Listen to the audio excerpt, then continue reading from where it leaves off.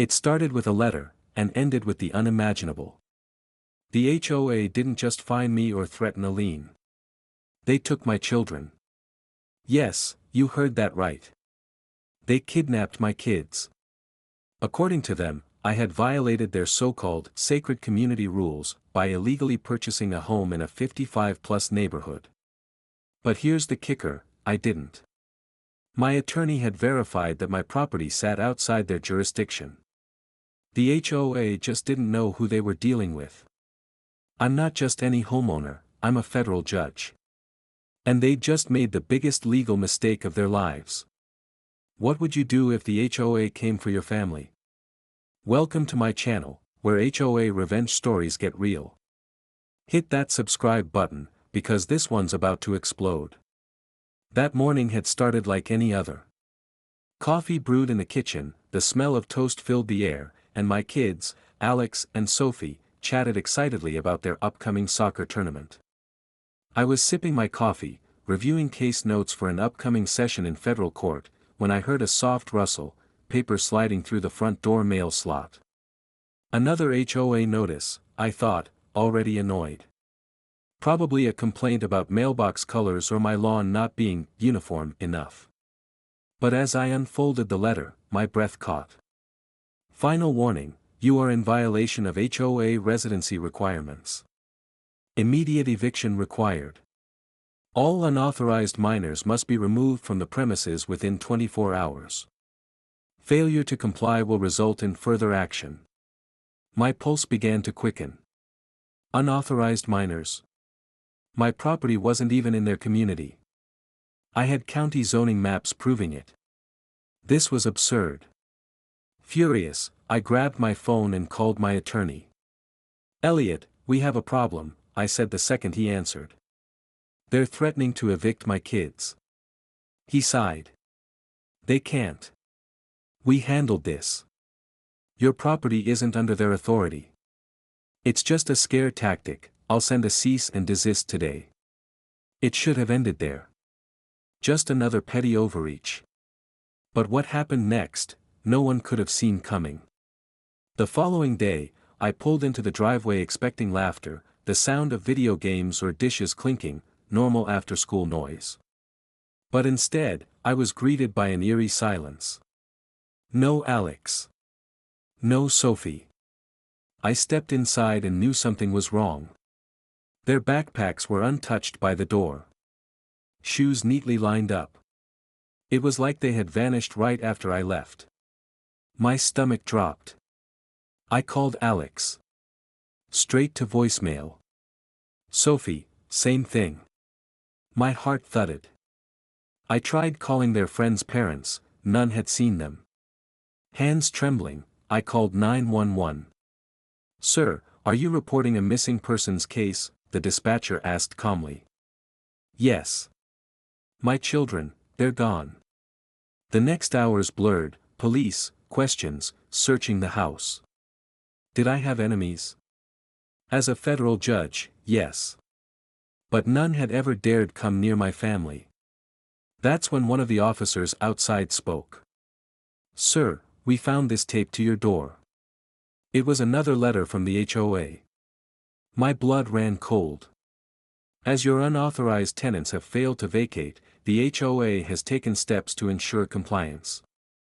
Your children will be held in a safe location until the matter is resolved." My hands shook. I'd ruled over human traffickers and corrupt officials, but never, in my wildest nightmares, did I think an HOA would cross this line. "Did your HOA just admit to taking your kids?" an officer asked, horrified. I nodded, rage boiling beneath the surface. "Yes. And they have no idea what they've just started." The search began immediately. Officers fanned out across the neighborhood, questioning every HOA board member. But suddenly, no one knew anything. That's when Miss Harper, my sweet elderly neighbor who always baked cookies for my kids, pulled me aside. "Judge, I saw something strange this morning," she whispered. "Two men in suits. Never seen them before. They came after you left. Your kids got into a black SUV. They didn't look scared, but they didn't look happy either. My heart thumped. Where did they go? I asked. Toward the HOA clubhouse, she murmured. That was all I needed. We're going there. Now. The police followed me as I marched through the HOA's grand doors. Karen Wills, the so-called president of this power-drunk council, sat at a desk like she was queen of the neighborhood. Ah, Judge Carter, she purred smugly. I was expecting you. I slammed the letter on her desk. Where are my children? Her smile widened. Your illegal tenants have been relocated until we can resolve this. My jaw clenched. That's kidnapping. She waved a hand. They're at a board-approved guardianship facility. I glared at her. Where are they? Karen smirked. Somewhere safe. Now, stop making a scene. The HOA has rules. That's when I snapped. You think this is about rules? I turned to the officers. You heard her. She just admitted to detaining minors without consent. The lead officer stiffened. Mrs. Wills, if you don't disclose their location, you're under arrest for unlawful detainment and conspiracy. Her mask cracked. Wait, she stammered as they cuffed her. They're at Lakewood Christian Academy. I didn't wait. I ran. Even with my heart in my throat, I didn't slow down, not when the officers charged past me, not even as the school's glass doors flew open. To the outside world, everything looked normal. Kids ran around on the playground, parents laughed in the pickup line, but I knew better. Somewhere inside that building, my children were being held against their will, tucked away under the HOA's twisted idea of compliance. My mind raced through worst-case legal scenarios. What were they telling the school? What ridiculous authority were they pretending to have? None of it mattered. This was kidnapping. This was a crime. And every person who touched this scheme was about to go down with it. A flustered man in his 60s, the school principal, met us at the front office as officers pushed through the entrance. What is the meaning of this? He demanded, clearly overwhelmed by the sudden presence of law enforcement.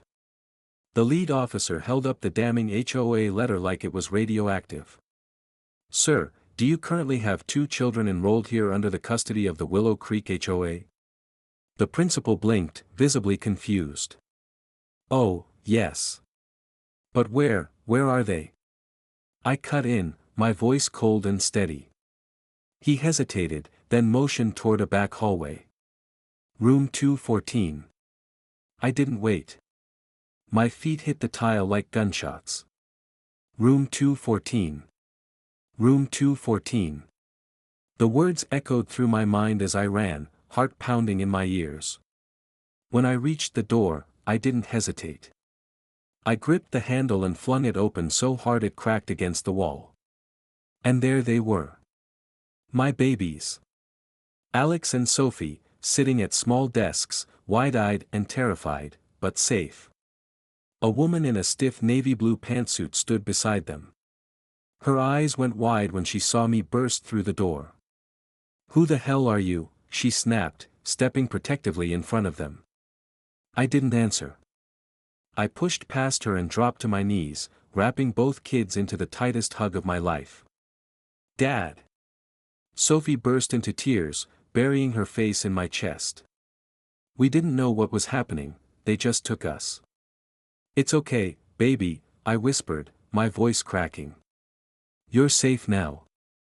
Alex clung to me, shaking, silent but gripping me like he'd never let go.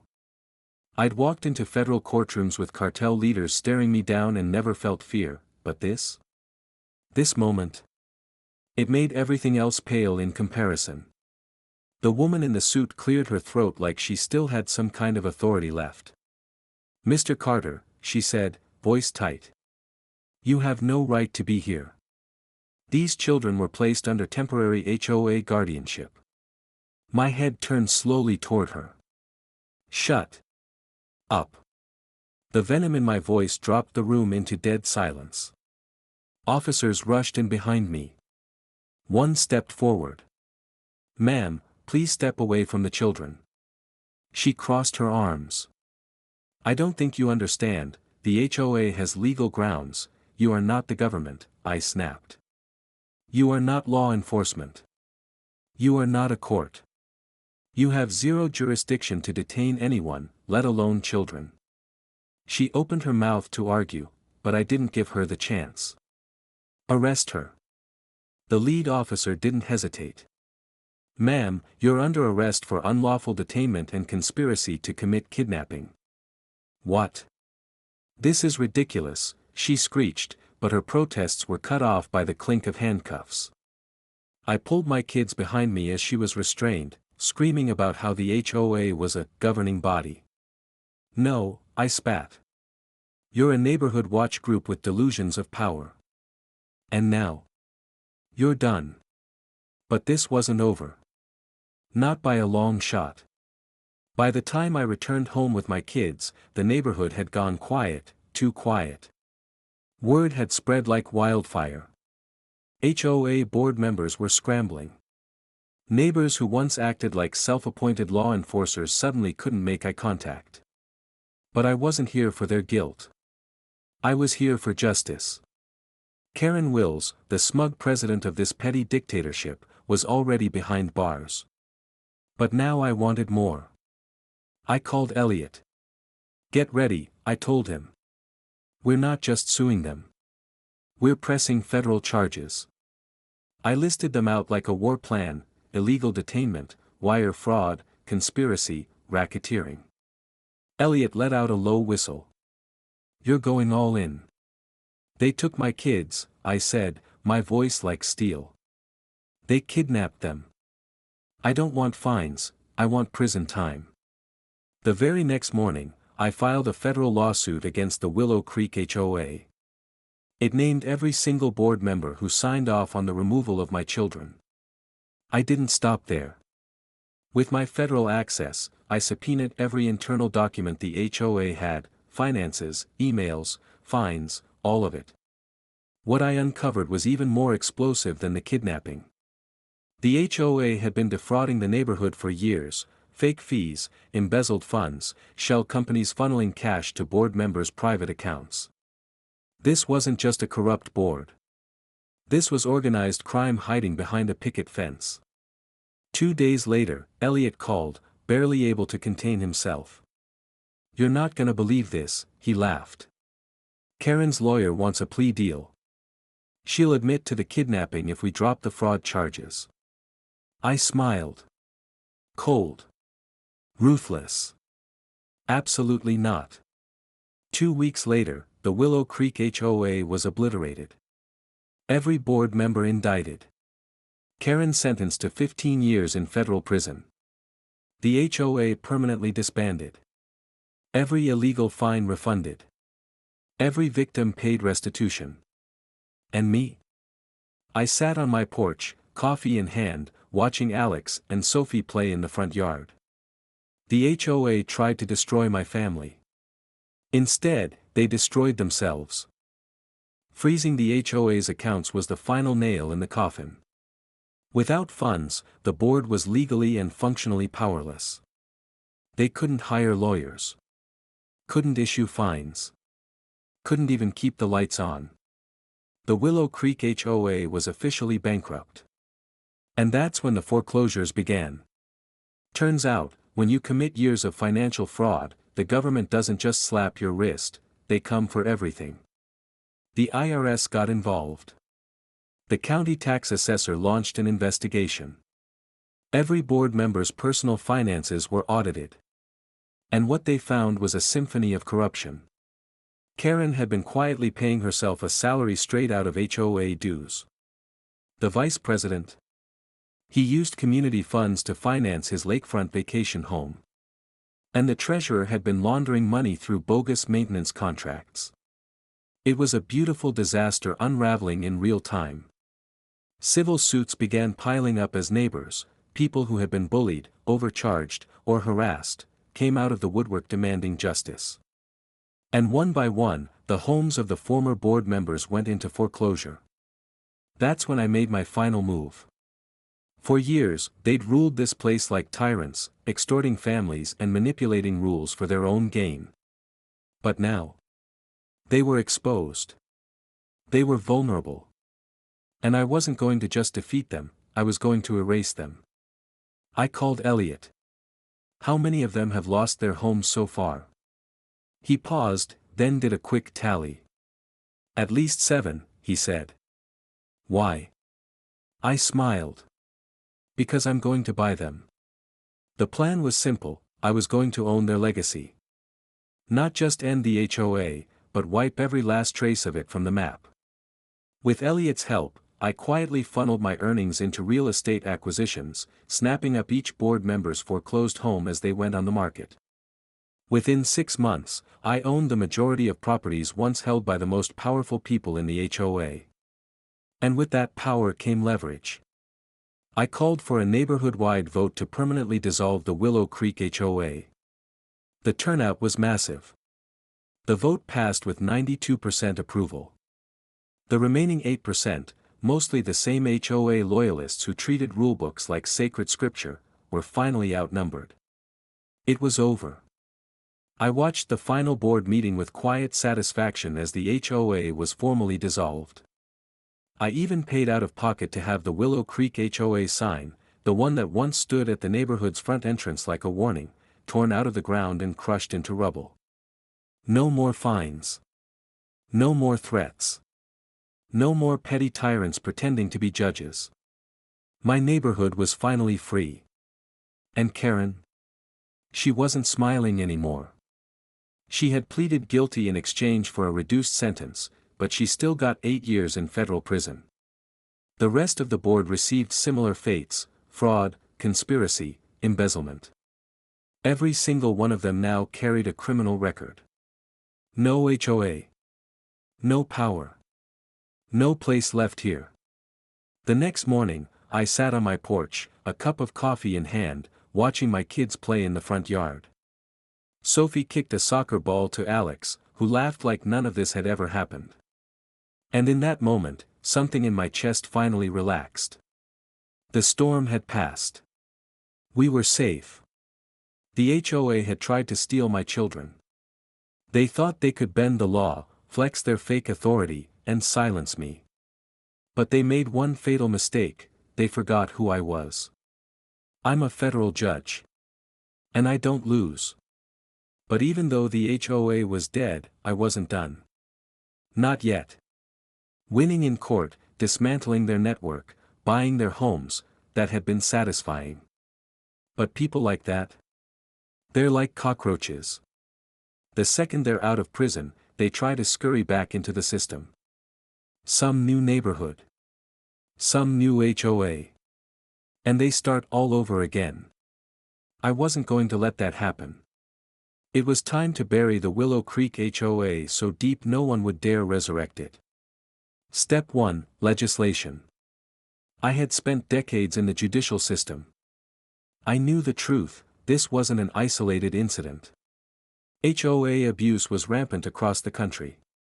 Families harassed. Homes seized.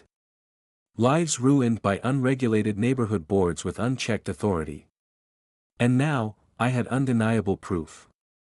I contacted the senators and representatives I'd worked with on previous federal cases. I showed them everything: the kidnapping, the financial fraud, the surveillance, the extortion.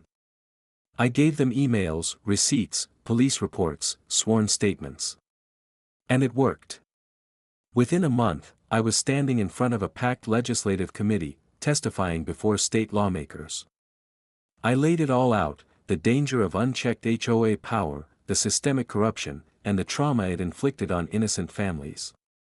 I proposed sweeping reforms: mandatory audits, fine limitations, government oversight, and most importantly, criminal accountability for board members who abused their authority. And it passed. The HOA Accountability Act was signed into law.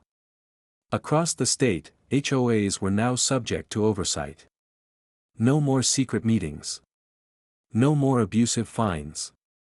No more tyrants in khakis thinking they were kings. If they stepped out of line, they'd face real consequences. Just like Willow Creek did. But legislation was only the beginning. Step 2, Public Humiliation. Karen and her little empire hadn't just committed crimes, they had mocked, bullied, and ruined lives. And I wanted the world to see exactly who they were. So I leaked everything to the press. Every email, every bank record, every smug message about compliance enforcement. News outlets swarmed. Local HOA president jailed after illegally kidnapping children. Judge exposes multi-million-dollar HOA scam. State cracks down on HOA corruption after shocking abuse case. Karen's mugshot was everywhere. Her reputation shattered. The rest of the board weren't spared either. Their names became synonymous with suburban tyranny. No jobs. No reputations. No respect. They were pariahs. And I wasn't done. At the auctions for their seized assets, I made sure to personally purchase the old HOA clubhouse. And what did I do with it? I transformed it into a community center. No more board meetings. No more violation notices. Just a space for neighbors to come together without fear. We installed a swimming pool, added a basketball court, and opened it up for events, birthdays, even weekend barbecues. It became a symbol of our freedom, a place that once represented tyranny, now repurposed as a hub of joy. People loved it. As for Karen, the last time I saw her was in court during her sentencing. Tears streaked her face, her designer clothes replaced with an orange jumpsuit, wrists shackled. She sobbed, begging for leniency, claiming she had only wanted to protect the integrity of the neighborhood. I leaned forward, eyes locked on hers. "You kidnapped my children," I said, my voice low and steady. "You stole from innocent families. You thought you were above the law. You deserve every second of this." She opened her mouth to speak, but the judge slammed the gavel. 10 years. No parole. It was over. Just like that, the Willow Creek HOA ceased to exist. No corrupt board. No predatory fines. No abuse of power. Just peace.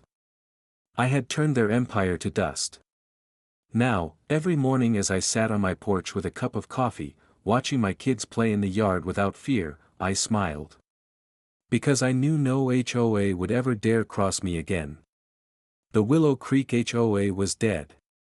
Its leaders were imprisoned. The stolen money was returned.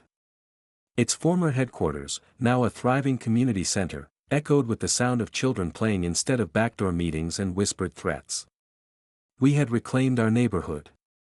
But as I watched the sunrise over this HOA-free haven, I knew one thing for certain: I wasn't finished.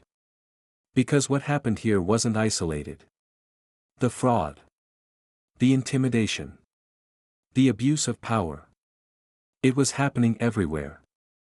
HOAs across the country were still bullying homeowners, extorting them, and hiding behind twisted contracts and legal loopholes. I had seen the worst of it. I had crushed it. But that wasn't enough. If I truly wanted to protect others from enduring what my family had suffered, I had to destroy the system entirely. Step 1: Set a legal precedent. My court case had already gutted the local system. Now, I wanted to take it national. With Elliot's help, we drafted amendments to the HOA Accountability Act that made one thing clear: any HOA engaging in illegal detainment, financial fraud, or abuse of authority would trigger automatic federal review. No more hiding behind state-specific clauses or obscure private bylaws. If they committed crimes, they'd face real, federal consequences. I worked with lawmakers, testified in more hearings, and helped close every loophole Karen and her ilk had exploited. It took months, but we did it. The revised laws passed, unanimously. HOAs across the country suddenly found themselves under strict legal oversight. The unchecked power they had wielded for decades. Gone. Step 2: cripple their finances. HOAs thrived on two things: fear and money. They maintained power by scaring homeowners into submission, and they funded that power through bogus fines and excessive fees. I wasn't going to let them keep either. So I created the Homeowners Defense Fund, a national legal organization providing free aid to victims of HOA abuse. We taught people their rights, helped them challenge fines, and overturned fraudulent restrictions. And when HOAs realized their endless revenue stream was drying up, that they were losing case after case in court, they started collapsing. One by one, abusive HOAs began to dissolve, unable to sustain themselves without their extortion racket. Best of all, homeowners were finally winning their neighborhoods back. Step 3: Expose the industry. This wasn't just about local boards run by nosy retirees. There was an entire industry behind it, massive property management firms profiting off abuse, lobbying against regulation, and pushing HOAs to squeeze every dime out of residents. I dug in. I partnered with investigative journalists, whistleblowers, even former board members. What we uncovered was staggering: kickbacks from construction companies, slush funds used to influence local elections, embezzlement on a national scale. For years, these corporations had operated in the shadows. Not anymore. The exposé hit hard. National headlines erupted. Inside the dark world of HOA corruption. Property management giants under federal investigation. Lawsuits followed. Government audits crippled their finances. Stock prices crashed. CEOs resigned. And within months, the biggest HOA puppeteers were gone, dismantled by their own greed. Step 4: Erase HOA power altogether. Their legal shields were gone. Their finances crippled. Their corporate sponsors in ruins. But I wanted more. I wanted to erase their existence. So I launched the Abolish HOAs initiative, a movement urging homeowners to reject mandatory HOA governance. It spread like wildfire. People who had been harassed, fined into bankruptcy, evicted over mailbox colors or grass height, they all joined the cause. Millions signed the petition. Entire neighborhoods voted to dissolve their HOAs. New laws were introduced, making HOA membership voluntary. No more forced compliance. No more automatic rulebooks. No more tyranny disguised as community management. Step 5: Make HOAs a national joke. The final blow wasn't legal or financial. It was cultural. See, for years, HOAs thrived because people feared them. Respected them. Treated them as legitimate authority. But once we exposed the rot, once we pulled back the curtain, they became punchlines. Late-night comedians roasted them mercilessly. Viral memes about absurd HOA rules flooded the internet. Documentaries about the fall of corrupt HOAs dominated streaming charts. It became social suicide to admit you had been an HOA president. They went from feared overlords to walking punchlines. And that was the real victory. Exactly 1 year after Karen Wilkes' sentencing, I got an email from one of the board members I had helped take down. It was short. Desperate. I've lost everything. I can't get a job. I can't even rent an apartment. Please. I need help. I stared at the screen for a long time. Remembering her smug smile. Her threats. Her belief that she was untouchable. Then I deleted the message without a second thought. She made her choices. Now, she could live with the consequences. As I leaned back on my porch, coffee in hand, my children laughing in the yard, I knew the truth: HOAs would never terrorize another family again. And if they tried, they'd have to deal with me. Because I wasn't just the man who destroyed the Willow Creek HOA. I was the man who destroyed them all.